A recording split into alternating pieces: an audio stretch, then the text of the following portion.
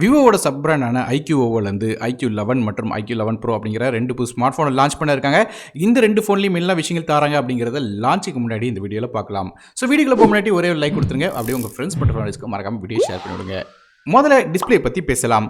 இந்த 2 ஃபோன்லையுமே higher அண்டான iQOO 11 Proல உள்ள display பற்றி பார்க்கலாம். இதில் ஒரு 6.78 இன்ச்சுக்கான quad HD plus curved E6 LTPO 4.0 AMOLED display கொடுக்குறாங்க. 20:9 ஆஸ்பெக்ட் ரேஷியோல வருது.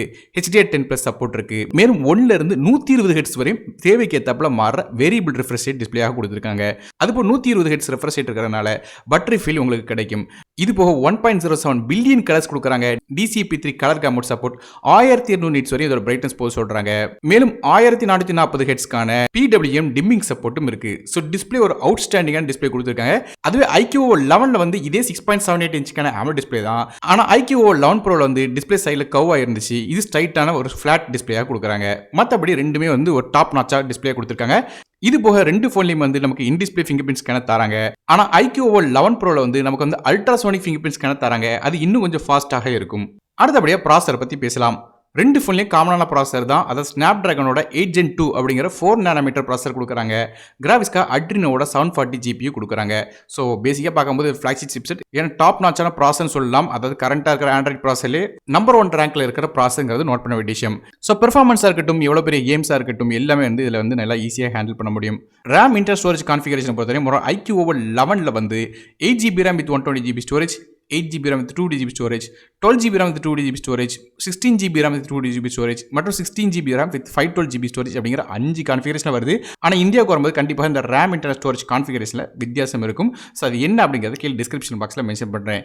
மற்றபடி iQOO 11 Proல வந்து 8GB RAM with 2GB storage, 12GB RAM with 2GB storage மற்றும் 16GB RAM with 512GB storage அப்படிங்கிற 3 கான்ஃபிகரேஷன் வரும் சொல்கிறாங்க.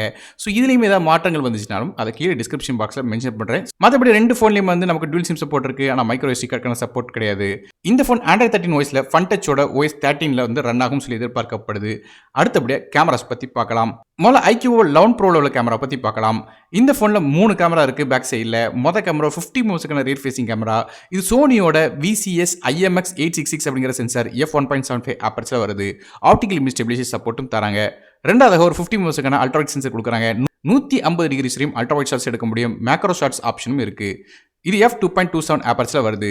மூணாவதாக 13 மெகாபிக்சலுக்கான போர்ட்ரேட் லென்ஸ் கொடுக்குறாங்க. 2x வரையும் ஜூம் பண்ண முடியும். இது f2.46 ஆப்பர்ச்சரில் வருது. V2 இமேஜிங் சிப்போட வருது. அடுத்தபடியாக இதில் கொஞ்சம் லோயர் எண்ட் வெர்ஷனான iQOO 11ல உள்ள கேமரா பற்றி பார்க்கலாம். இந்த ஃபோன்லேயும் பேக் சைடில் நமக்கு வந்து 3 கேமரா கொடுக்குறாங்க. மொதல் கேமரா ஒரு 50 மெகாபிக்சலுக்கான சாம்சங்கோட GN5 சென்சார். இது f1.88 ஆப்பர்ச்சரில் வருது. கேமரா சென்சார் சைஸை பொறுத்தவரையும் 1/1.57 இன்ச்சுக்கான சென்சராக வருது. LED ஃபிளாஷ் சப்போர்ட்டும் இருக்குது. ஆப்டிகல் இமேஜ் ஸ்டெபிலைசேஷன் சப்போர்ட்டும் தராங்க.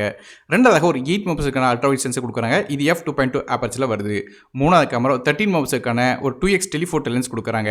இதுலேயுமே வந்து V2 இமேஜிங் சிப் கொடுக்குறாங்க. ஸோ பேசிக்காக பார்க்கும்போது நமக்கு வந்து iQOO 11 Proல ஒரு பெட்டரான கேமராஸ் கொடுக்குறாங்க. மற்றபடி 2 ஃபோன்லையும் வந்து 16 மெகாபிக்சலுக்கான ஃப்ரண்ட் ஃபேசிங் கேமரா f2.45 ஆப்பர்ச்சரில் வருது.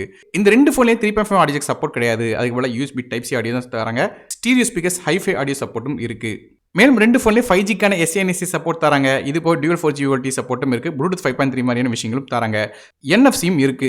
பேட்டரிஸை பற்றி பேசலாம். நமக்கு iQOO 11 Proல வந்து ஒரு 4700 mAh பேட்டரி கொடுக்குறாங்க. இதில் வந்து 200 வாட்க்கான அல்ட்ரா ஃபாஸ்ட் சார்ஜிங் சப்போர்ட் இருக்கு. ஆனால் ரொம்ப குயிக்காக சார்ஜ் பண்ண முடியும்.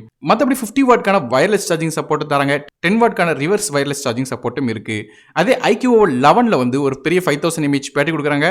இது சார்ஜ் பண்ணுறதுக்கு 120 வாட்க்கான ஃபாஸ்ட் சார்ஜிங் சப்போர்ட் இருக்கு. ஸோ பேசிக்காக பார்க்கும்போது 2 ஃபோன்லையும் வந்து ஃபாஸ்டான சார்ஜ் தான் கொடுக்குறாங்க. iQOO 11 Proல கூட கொஞ்சம் பெட்டரான ஃபாஸ்ட் சார்ஜிங் சப்போர்ட் இருக்கு. கடைசியாக பிரைசிங்கை பற்றி பார்க்கலாம். சைனாவில் வந்து இந்த iQOO 11ஓட பிரைசிங் வச்சு பார்க்கும்போது 45,000 ரூபா பிரைசிங்கில் வந்து லான்ச் பண்ணியிருக்காங்க. அதே வந்து iQOO 11 Pro வந்து ஸ்டார்டிங் பிரைஸாக ஒரு 60,000 ஸ்டார்ட் பண்ணியிருக்காங்க. ஸோ இந்தியாவில் என்ன பிரைஸ்க்கு எடுத்து வராங்க அப்படின்னு தெரியல.